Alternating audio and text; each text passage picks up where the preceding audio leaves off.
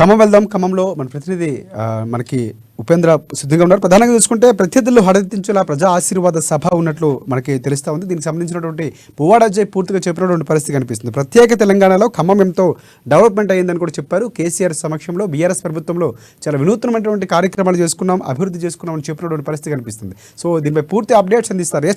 చెప్పండి ఉపేంద్ర.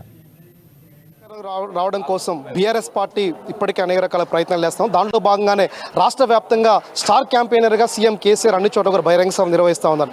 ఖమ్మం కేంద్రంగా రేపు మూడోసారి బహిరంగ సభ జరుగుతున్నటువంటి నేపథ్యంలో సీఎం కేసీఆర్ యొక్క రాక ఖమ్మం జిల్లా ప్రజలకు చెప్పబోయేటువంటి అంశాల గురించి, ఏర్పాట్ల గురించి మనతో మాట్లాడేందుకు కోసం రాష్ట్ర రవాణా శాఖ మంత్రి బీఆర్ఎస్ ఖమ్మం అభ్యర్థికి సంబంధించి పువ్వాడ అజయ్ గారు ఉన్నారు. అజయ్ గారిని అడిగి మరిన్ని విషయాలు తెలుసుకుందాం. సార్ చెప్పండి, రేపు బహిరంగ సభకు సంబంధించి ఎట్లా ఏర్పాట్లు ఉండబోతా ఉన్నాయి, మీరు జిల్లా ప్రజలకు ఎటువంటి దిశానిర్దేశం చేయబోతా ఉన్నారు?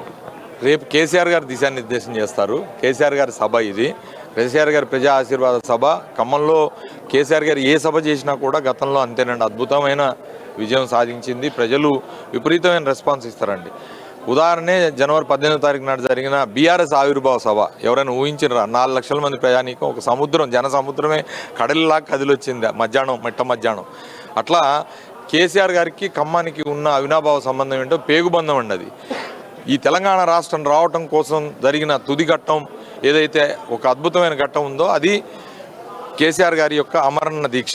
దానికి అంకురార్పణ పడిందే ఖమ్మం ప్రభుత్వ ఆసుపత్రిలో. కాబట్టి ఇక్కడ ప్రజలకి కేసీఆర్ గారికి ఉన్న కనెక్షనే అది. సో ఇవాళ తెలంగాణ స్వేచ్ఛా వాయువులను పిలుస్తున్నా, మనం తెలంగాణ ప్రజలు అనుకున్నా, ఇవాళ మన రాష్ట్రం మనకు వచ్చినా దానికి అంకురార్పణకు జరిగిన ఖమ్మంలో రేపు కేసీఆర్ గారి సభ డెఫినెట్గా గతంలో ఏ రకంగానైతే అద్భుతంగా జరిగిందో అదేవిధంగా ఈసారి కూడా జరగబోతాం. తాము ఉన్నప్పుడు బహిరంగ సభకు జనం ఎక్కువ మంది వచ్చారు, ఇప్పుడు జనమే రావట్లేదు, ఫెయిల్ అయిందని చెప్పేసి ప్రత్యర్థులు ఆరోపిస్తున్నారు. దీన్ని ఎట్లా స్పందిస్తారు? ఎక్కడ సభలు చూశారు వాళ్ళు? గత లాస్ట్ ఎన్నికలకు సంబంధించిన మీ ఉన్నప్పుడు మీ నామినేషన్ జనం ఎక్కువ మంది వచ్చారు, ఇప్పుడు జనం లేకుండానే కార్యక్రమాలు జరుగుతున్నాయని. ఏ సభలు చూశారు? కళ్ళజోడు పెట్టుకోమనండి. సత్తుపల్లి ఎంతమంది వచ్చారు, ఇల్లందులు ఎంతమంది వచ్చారు, పాలేరులో ఎంతమంది వచ్చారు?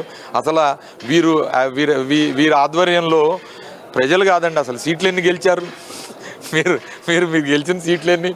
మీ ఇద్దరు కలిసి మీరు తీసుకున్న బాధ్యతల్లో 9కి 9 0 గుండు 0 చుట్టారా లేదా ఇద్దరు కలిసి బీఆర్ఎస్ పార్టీలో? మీ సామర్థ్యం ఏంటంటే ప్రజలు చూడలేదా? ఇవాళ కాంగ్రెస్ పార్టీలో కూడా అదే చూడతారు వాళ్ళు. వాళ్ళకున్న అద్భుతమైన ఆర్ట్ ఏంటంటే ఒకరినొకటి ఓడగొట్టుకోవటము, లేకపోతే గుండు సున్నాలు తేయటం. వాళ్ళు అదే గుండు సున్నాను తీసుకొస్తారు కాంగ్రెస్ పార్టీకి. మేము ఈసారి విజయం సాధిస్తాం, మేము తప్పకుండా. ప్రజల కోసమే రాజకీయాల్లో మూడోసారి ఖమ్మం కాంగ్రెస్ నుంచి పోటీ చేస్తున్నాను, ఖమ్మంలో అరాచక పాలన, నిరంకుశ పాలన అంతమందించడమే తమ లక్ష్యం అని చెప్పేసి అని ప్రత్యర్థి ప్రకటిస్తున్న అంశాల మీద మంత్రి గారు మీరు ఎలా స్పందిస్తారు? ఇవాళ ప్రజలు ఇక్కడ ఆ ఖమ్మంలో ఎంత సుఖ సంతోషాలతో ఉన్నారనేది ఏ అకేషన్లో చూసినా కూడా ప్రజలు చెప్తా ఉన్నారు. ప్రజల స్వీయ అనుభవంలో ఖమ్మం అభివృద్ధి ఇప్పుడు జరిగింది. నేను చేసిన అభివృద్ధిని కాంట్రడిక్ట్ చేయలేడు కాబట్టి, ఈ 5 సంవత్సరాల్లో జరిగిన అభివృద్ధిని మనం దాన్ని మసకపరచలేడు కాబట్టి వేరే వైపు ప్రజల యొక్క మైండ్ని డైవర్ట్ చేయాలి.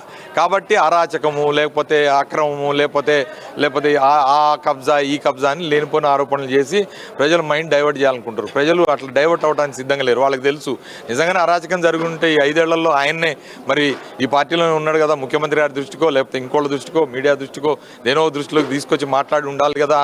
చెప్తాను వినండి. అట్లనే ఎక్కడైనా ఇన్ని వ్యవస్థలు ఉన్నాయి, ఇన్ని వ్యవస్థల్లో ఎవరైనా ఎక్కడైనా ఒక చిన్న కంప్లైంట్ నా మీద చేసి ఉండొచ్చు కాక నేను ఎవరి దగ్గర ఒక టీ కూడా ఆశించలే, ₹1 ఆశించలే.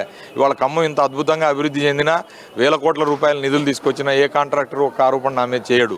కానీ నీకున్న అలవాటు, పాత అలవాటు, 40 ఏళ్ళు రాజకీయ జీవితం, 17 ఏళ్ళు మంత్రిగా ఉన్నప్పుడు నీకున్న అలవాట్లు, చుట్టూతో ఉన్న కాంట్రాక్టర్ల కోటరీ, వాళ్ళ ద్వారా సంపాదించిన కమిషన్లు, దాని ద్వారా నువ్వు పోగేసుకున్న ఆస్తిపాస్తులు. నేనేమో నా బ్లడ్ అండ్ స్వెట్తోని నేను సంపాదించిన నా ఓన్ దాంతో నేను జేబులోంచి డబ్బులు ఖర్చు పెట్టి రాజకీయం చేస్తా. నీకు అలవాటే లేదా? నువ్వేమో ఇవాళ వచ్చి అక్రమం అన్యాయం అని చెప్పి ఖమ్మంలో ఇసుక మాఫియా. ఖమ్మంలో ఇసుక ఎక్కడ ఉందండి? నీకు ఇక్కడ గోదావరి ఉందా, శబరు ఉందా? మునేరులో రాళ్ళు ఉన్నాయి, రాళ్ళు దేలు ఉన్నాయి. నీ వైపు ఉంటుంది అట్లాంటి అలవాట్లన్నీ, ఇక్కడ ఉండవు. అట్లా మన్ను తినే అవసరం మాకు లేదు. మేము అన్నం తినే బతికినాము గొప్పగా. ఇక్కడ ఖమ్మం ప్రజలు చైతన్యవంత ప్రజలు, ఒక లెఫ్ట్ బ్యాక్గ్రౌండ్తో మేము వచ్చినాము. నీ లెక్కన అరాచకం చేసో లేకపోతే కమిషన్లు తినో పైకి రావాల్సిన అవసరం మాకు లేదు. మా కష్టార్జితంతోనే